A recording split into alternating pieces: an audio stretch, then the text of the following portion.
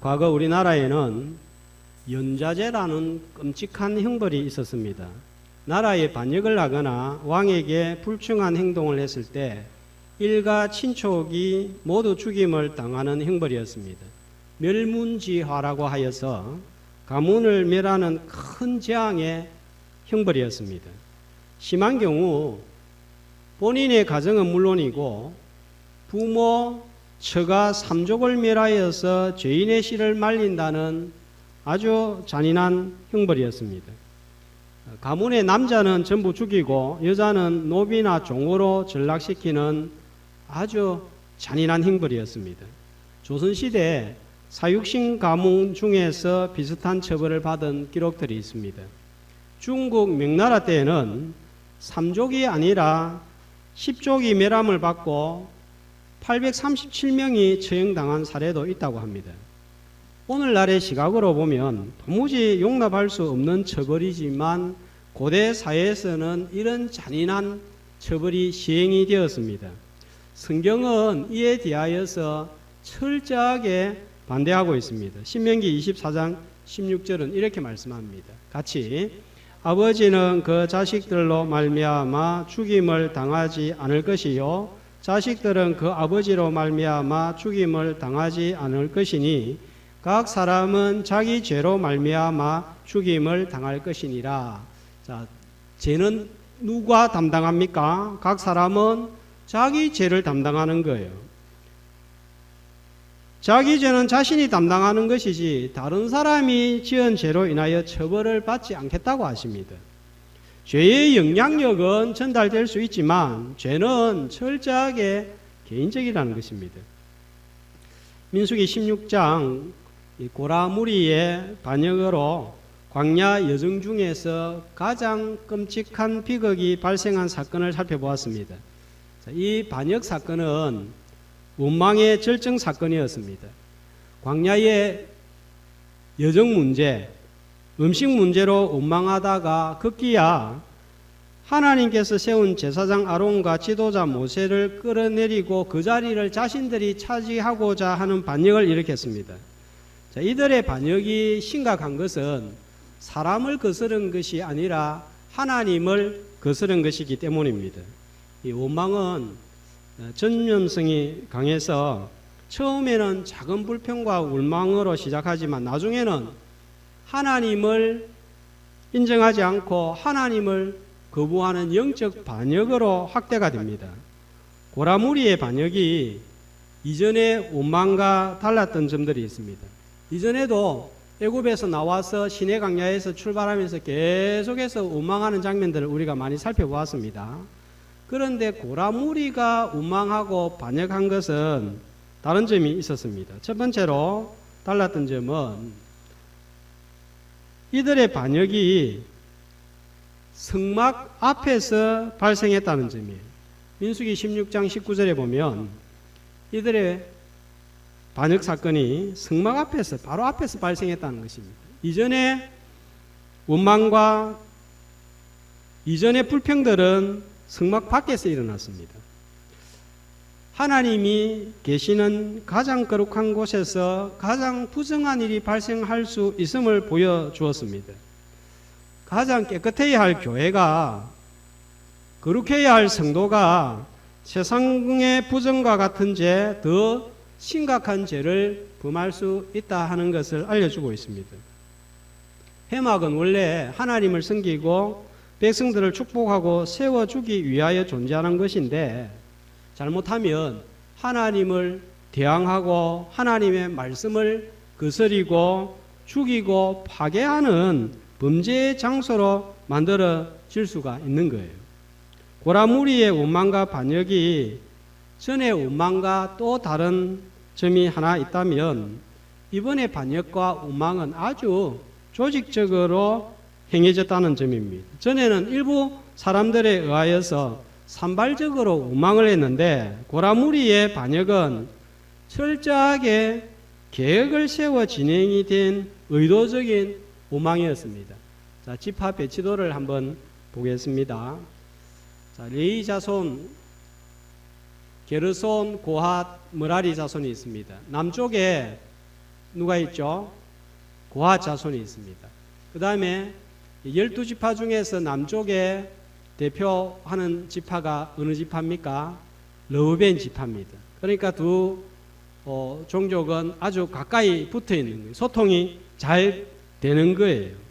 어떻게 하면 사람들을 움직일 수 있는지 너무나 잘 알고 고라 자손이 르우벤 지파를 끌어들입니다. 그리고 영향력 있는 250명 지도자들을 끌어들입니다.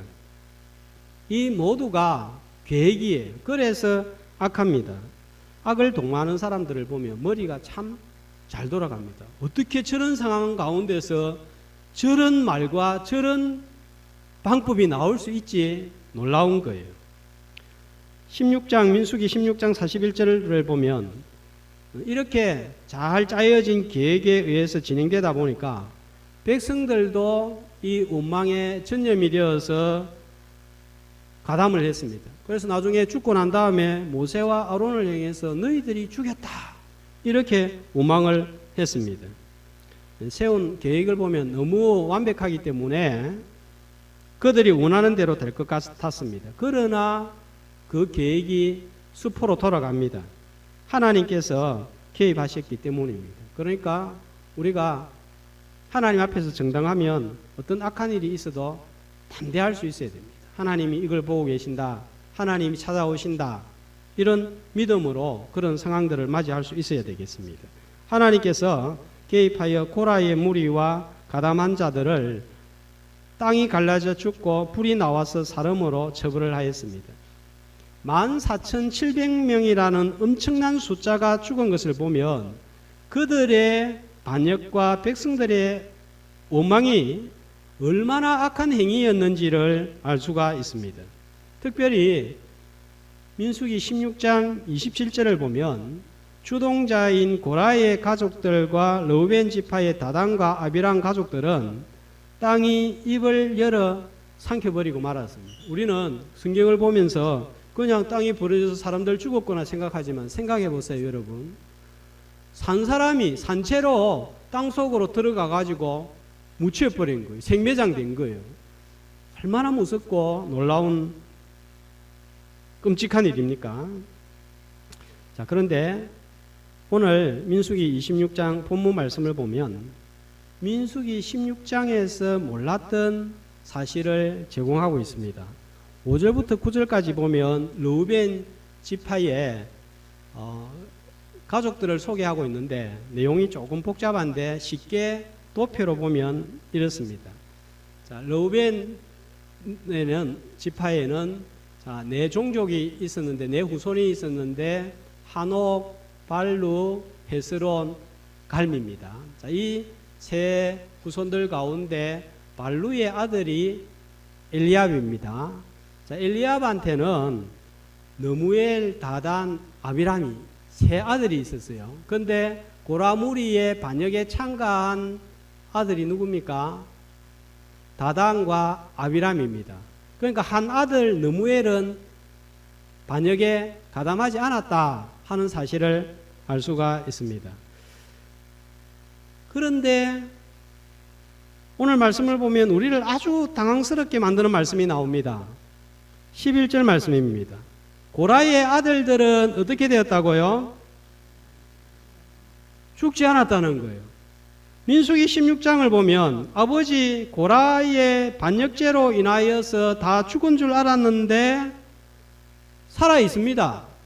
어떻게 된 것일까요? 고라의 아들들이 어떻게 살았을까요? 민수기 16장 23절, 24절을 한번 찾아보세요. 바로 앞에 있죠.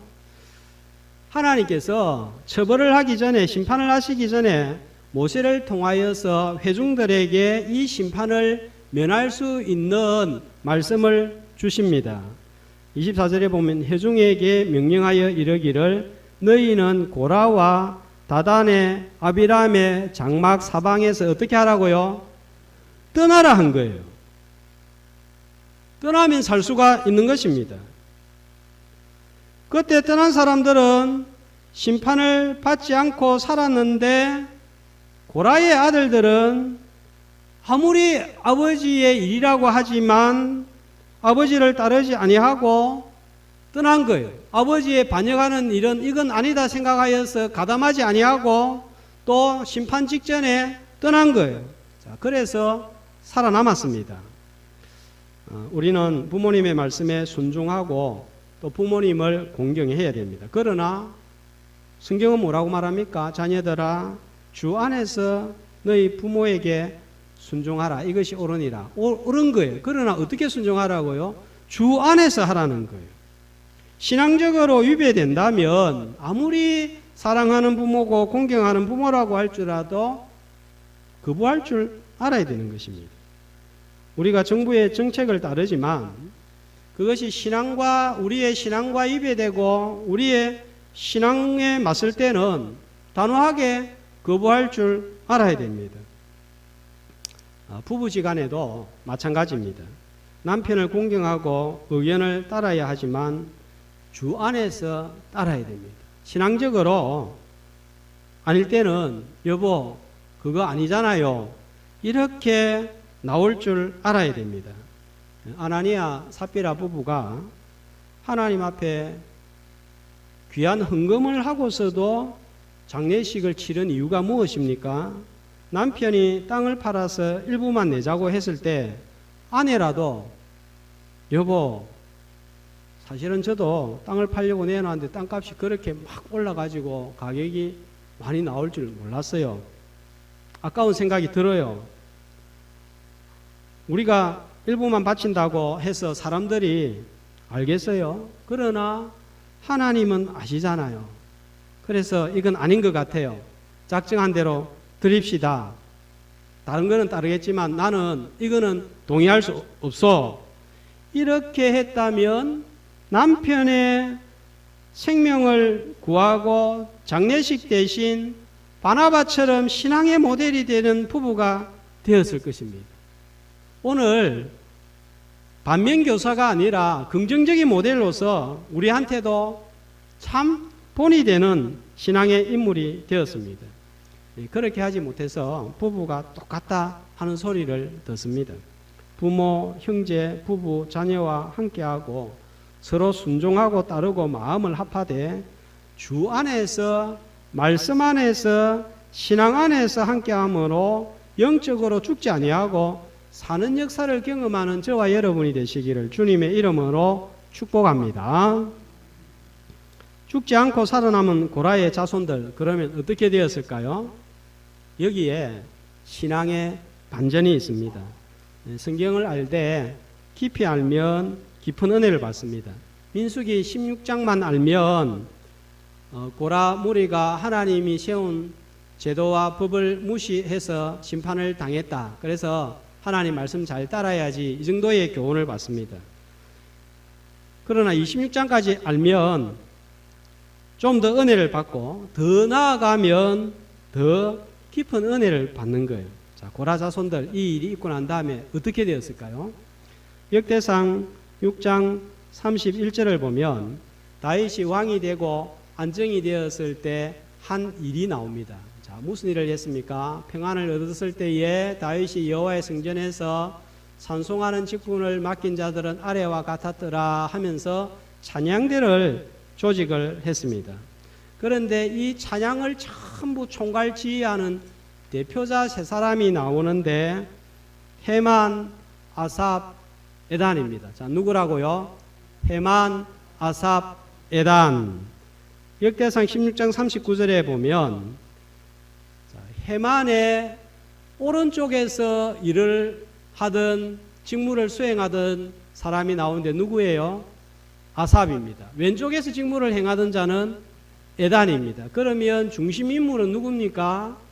헤만이 있고 오른쪽에 아삽이 있고 왼쪽에 에단이 있어서 하나님 찬양하는 직무를 수행했다 하는 것입니다. 그런데 역대상 6장 33절 37절 말씀을 보시면 자, 헤만의 가문이 나옵니다. 자, 어디 가문입니까? 고앗의 자손이라고 나옵니다. 찬송하는 자인데요. 자, 그 다음에 누구의 아들이라고요?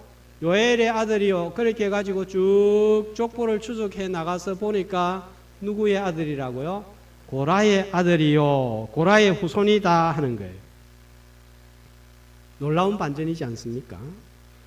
하나님 나라의 반역자의 후손이 온 이스라엘이 하나님을 찬양하는 지휘자가 되었습니다. 음악 분야에서 에베레스트 같은 인물이 있다면 베토벤입니다. 할아버지가 궁정단원으로 시작해서 음악 감독까지 지내고 아버지도 테너 가수인 뼈대 있는 음악 가문 출신입니다. 그러나 인생이 예측할 수 없듯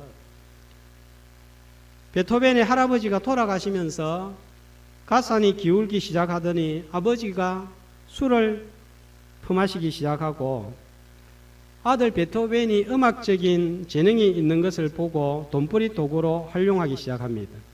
4살밖에 되지 않는 베토벤을 방에 가두고 하루 종일 피아노를 치게 하고 모차르트처럼 빨리 두각을 나타내지 못하자 아버지는 술 중독에 빠지고 어머니마저 일찍 세상을 떠납니다. 11살 때부터 학교를 다니지 못하고 17살 때부터는 가족 부양 책임마저 떠안게 되었습니다. 잘 알고 있는 대로 후에는 청각을 잃게 되면서 음악가로서는 사형 선고를 받습니다. 자, 이때 베토벤이 불우한 가정 환경과 아버지를 원망하고 자신의 신세를 한탄하면서 음악을 포기했다면 어떻게 되었을까요? 그가 아무리 천재였다고 할지라도 운명교향곡, 전원교향곡, 합창교향곡 같은 신금을 울리는 교향곡은 이 세상에 출산되지 않았을 것이고 그만큼 저와 여러분이 사는 세상도 삭막해졌을 것입니다. 너무 어려운 가정환경 또 현실만 따지지 말고 내가 믿음으로 오늘 바로 섬으로 하나님을 찬양하는 고라의 후손들의 반열에 서게 되기를 주님의 이름으로 축복합니다. 그런데 여러분, 고라의 자손은 여기에서 찬송하는 일로만 끝나지 않습니다. 또 정말 놀라운 일들이 일어납니다. 자, 이런 고라 자손 좀 알고 시편을 읽어보면 놀라운 반전의 역사가 확인되어집니다. 시편은 전부 150편으로 기록되어져 있고 거의 절반을 다윗이 기록했는데 73편을 다윗이 적었습니다. 그런데 시편 42편부터 보면 제목이 붙어 있는데 고라 자손의 마스길 또는 고라 자손의 시라고 나옵니다. 전부 11편입니다. 42편, 44편, 45편, 46편, 47편, 48편, 49편, 84편, 85편, 87편, 88편입니다. 우리가 아주 대단하게 생각하고 있는 신앙의 인물 모세는 시편을 몇 편 기록했을까요? 90편 딱 한 편 기록했습니다. 시도 많이 짓고 자문도 많이 적은 솔로몬은 시편을 몇 편 기록했을까요? 2편입니다. 그러니까 11편은 엄청나게 많은 내용이에요. 뿐만 아니라 고라 자손의 시들을 읽어보면 어두운 우리의 영혼을 다시 반짝이도록 만들어줍니다. 시편 42편 하나님이여 사슴이 시냇물을 찾기에 갈급한 같이 내 영혼이 주를 찾기에 갈급하나이다. 얼마나 하나님을 사모하는 간절한 심령이 담긴 시편이에요. 이 시편을 근거로 목마른 사슴 시냇물을 찾아 헤매이듯이 악보가 조금 작네요. 이 찬양으로 만들어졌는데 이 찬양을 부르다가 믿음을 회복한 사람들이 너무너무 많습니다. 자, 1절만 반주 없이 한번 불러볼까요? 목마른 사슴 시내 물을 찾아 헤매이듯이 내 영혼 주를 찾기에 갈급하나이다.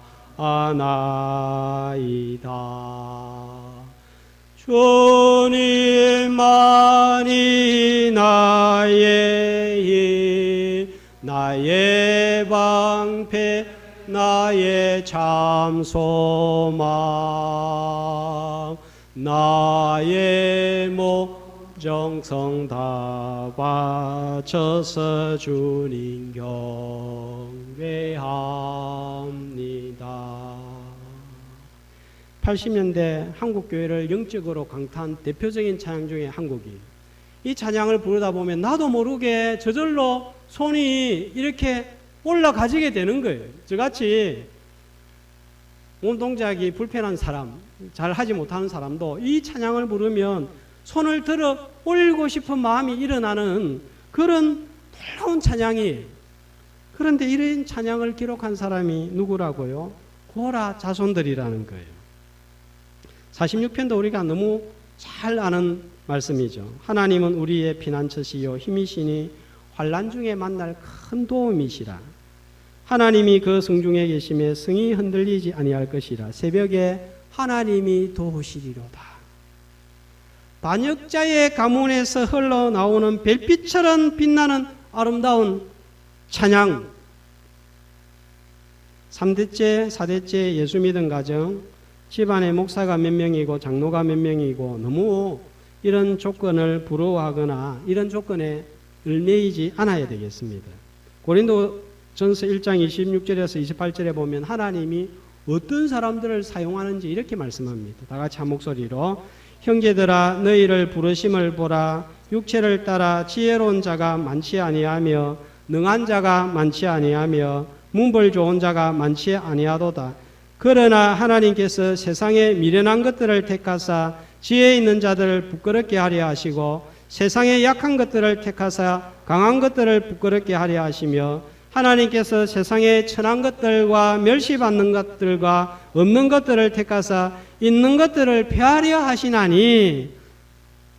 세상 나라에서는 많이 배우고 문벌 좋고 똑똑하고 강하고 있는 사람들, 존귀한 사람들을 사용하지만 하나님은 미련하고 많이 배우지 못하고 약한 자들도 자신이 믿음으로 바로 서게 되었을 때 가문 혈통에 상관없이 얼마든지 사용하신 것입니다. 역대상 4장 9절 잘 알고 있는 야베스는 그의 형제보다 귀중한 자라. 그의 어머니가 이름하여 야베스라 하였으니 내가 수고로이 낳았다 함이었더라. 이 말씀을 볼 때 야베스는 어린 시절이 굉장히 불우했거나 출생을 전후로 하여서 어려움이 있었던 사람이 분명합니다. 그러나 복에 복을 더하여 주옵소서 하면서 하나님을 붙들고 나아갔을 때 환난에서 벗어나게 하시고 새 은혜와 복을 주셨습니다. 가문이나 부모, 가정에 문제가 있다고 해도 내가 오늘 하나님 앞에 바로 서면 고라 자손들처럼 사용받을 수 있는 줄로 믿습니다. 너무 과거에 연연하거나 집착하지도 말아야 되겠습니다. 하나님은 어제의 실패투성인 나, 실수투성인 나, 불신앙적인 나를 보시는 것이 아니라 실수와 불신앙을 떠난 오늘 내 모습을 보시는 거예요. 나는 좋은 부모를 만나지 못해서, 나는 좋은 집안에 태어나지 못해서, 전에 내가 관리를 못해서 그때 그렇게 하지만 않았다면 이런 고생은 하지 않았을 텐데, 그 사람만 만나지 않았다면 좋았을 텐데, 이렇게 생각하고 우리는 자주 낙심에 빠지기도 합니다. 그러나 고라 조선을 한번 보세요.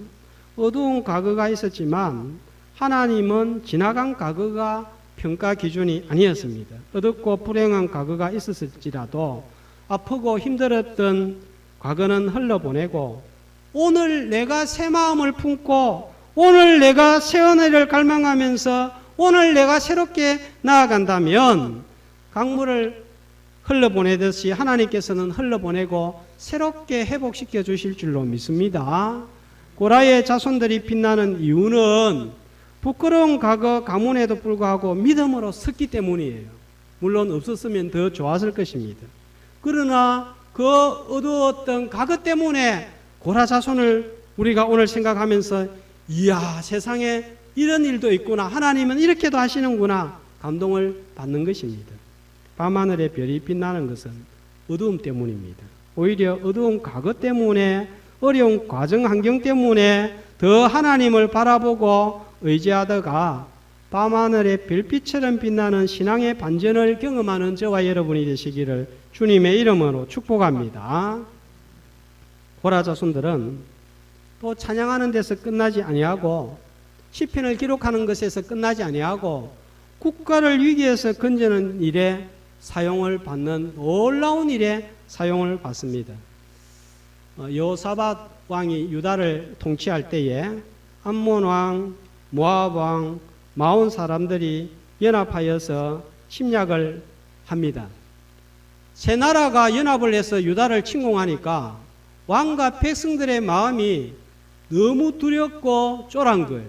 그래서 어떻게 할 줄을 모르고 하나님 주만 바라봅니다 하면서 하나님을 붙들고 전쟁에 나갑니다. 그때에 아주 독특한 전쟁을 치르는데 군인들보다 더 앞에 여호사밧 왕이 세우는 사람들이 있습니다. 누굽니까? 무엇입니까? 뭘 세우고 전쟁에 나가죠? 성경을 조금 더 읽어야 될 것 같은데요. 자, 찬양대를 조직해서 찬양대를 딱 세우고 나갑니다. 역대하 20장 19절에 보면 그때 누구를 찬양대로 세웠는지 이렇게 우리에게 알려주고 있습니다. 한 목소리로 거앗 자손과 고라 자손에게 속한 레위 사람들은 서서 심히 큰 소리로 이스라엘 하나님 여호와를 찬송하니라. 자, 레위 사람들을 앞에 세워서 큰 소리로 찬양하면서 전쟁에 나가는데 어떤 레위 사람들이에요? 고라 자손에게 속한 레위 사람들입니다. 고라의 후손들입니다. 이 사람들이 선두에 서서 찬송을 불렀습니다. 원래는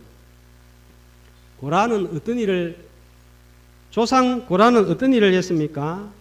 광야에서 공동체를 전부 죽게 할 위험에 빠뜨린 일을 했습니다. 그러나 그 후손들은 공동체를 살리는 일에 앞장을 선 거예요. 수치스럽고 불명예스러웠던 과거는 흘러가고 새 시대가 고라 후손들에게 다가온 거예요.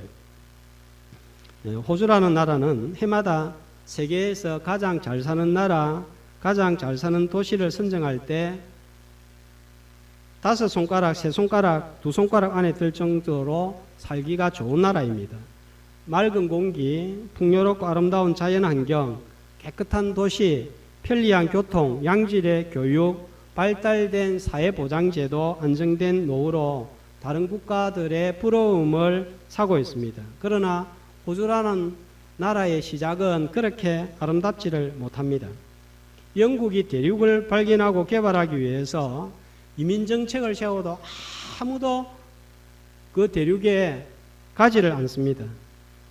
고민하다가 생각해낸 방법이 제수들을 보내고 형량을 줄여주고 일정한 기간이 지나면 감옥에서 나가게 만들고 넓은 땅을 분배해 주었습니다.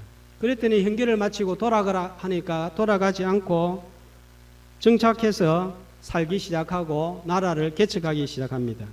수만 명의 죄수를 보내어 개척한 죄수의 나라가 호주였습니다. 이것이 시작입니다. 그리고 살고 있는 원주민들을 학살하는 만행도 저질렀습니다. 그러나 지금은 이런 아픈 과거를 씻어내고 둘도 없는 선진국으로 발전을 했습니다. 아무도 살지 않으려고 하는 나라를 모두가 살고 싶은 나라로 만들었습니다. 어두운 과거를 너무 오래 가슴에 품고 살면, 과거의 상처를 너무 오래 품고 살면 마음이 멍이 들고 얼굴도 어두워집니다. 과거가 없는 사람 아무도 없습니다. 그러나 과거를 어떻게 흘러보내느냐에 따라서 나의 오늘이 결정이 됩니다. 영적 반역을 일으킨 고라의 자손이 나라를 살리는 사람들이 된 거예요. 어두운 과거에서 벗어나서 살리는 사람들이 되시기를 주의 이름으로 축복합니다. 성전을 지키는 일에 이 고라 자손들이 또 다시 사용되는 것을 볼 수 있습니다. 조상들의 그 지위를 다시 회복하는 것을 역대상 9장 17절 19절을 보면 나오는데요. 자, 다윗 시대에 이제 성전을 지키는 책임자 우두머리를 세우는데 그 우두머리가 누굽니까? 살룸이에요. 살룸. 그 살룸이 어떤 사람입니까? 고라의 종손 에비아삽의 손자 고레의 아들 살룸과 고라의 후손입니다. 자, 그리고 한 사람뿐만 아니라 여러 고라의 자손들이 뭘 합니까? 성막문들을 지키고, 자, 그들의 조상들이 여호와의 진영을 맡고 또 봉사를 했는데 다시 그 후손들이 지위를 회복하여서 성전에서 섬기고 있는 놀라운 은혜를 보게 됩니다. 뿐만 아니라 역대상 6장 22절에 보면 고라 자손 중에서 우리가 잘 알고 있는 유명한 인물이 배출이 됩니다. 자, 누굽니까? 누구예요? 딱 보니까 다른 이름은 아무것도 모르겠는데 한 사람 딱 아는 사람 나옵니다. 누구예요? 사무엘이에요. 어떻게 사무엘을 소개하고 있습니까? 그앗 하는 거 고앗을 말합니다. 그앗에게서 난 자는 곧 아들은 암미나답이요. 그 아들은 누구라고요? 고라요. 그의 아들은 엘가나는 사무엘 아버지입니다. 그래서 쭉 내려가 보니까 족보를 추적해 보니까 사무엘이 고라 자손의 후손입니다. 고라의 후손들이 이렇게 하나님께 사용을 받는다는 것이 놀랍습니다. 신앙의 반전입니다. 오늘 말씀의 제목이 무엇입니까? 신앙의 반전입니다. 우리나라도 영적으로 어두운 과거가 있었습니다. 유교, 불교 문화가 온 민족과 나라를 감싸고 있어서 복음과는 거리가 멀었습니다. 영적으로 어둡고 소망 없는 나라였습니다. 그러나 마을마다 도시마다 복음의 도시 국가가 되었습니다. 영적 반전을 이룬 대한민국이에요. 이 모두는 과거를 벗어버리고 떨쳐버리고 새롭게 일어선 결과입니다. 아버지 고라가 불신앙으로 공동체의 위기를 가져올 때 떠나라고 했을 때 떠난 아들들의 영적인 분별력과 결단으로 고라 후손들에게 이런 축복이 가능했습니다. 내가 떠나서 믿음으로 바로 섰을 때 후손들이 복을 받고 은혜를 누렸습니다. 창세기 12장 1절에 3절 보면 아브라함에게 본토 친척 아비 집을 떠나라 합니다. 우상을 섬기고 세상을 추구하고 있는 본토 친척 아비 집을 떠나라고 했을 때 떠나니까 아브라함이 복의 근원이 되었고 열방을 구원하는 믿음의 조상이 되었습니다. 이 말씀을 준비하다가 저희 집을 한번 생각해 보았습니다. 저희 집은 제가 어렸을 때 할머니는 보름달이 뜨면 하얀 한복을 입고 집 뒤편에다가 작은 상에다가 물을 떠다 들고 빌고 빌었습니다. 아버지는 제사를 지낼 때 유세차 모년 모월 하면서 충문을 읽으면서 제사를 드렸습니다. 영적으로 암흑이었고 아무런 소망도 없는 가정이었습니다. 그런데 어느 날 주님이 찾아오셔서 저보고 이런 흑암의 세력으로부터 떠나라고 했습니다. 떠났습니다. 그래서 제가 우리 집안의 믿음의 가문 1세대가 된 거예요.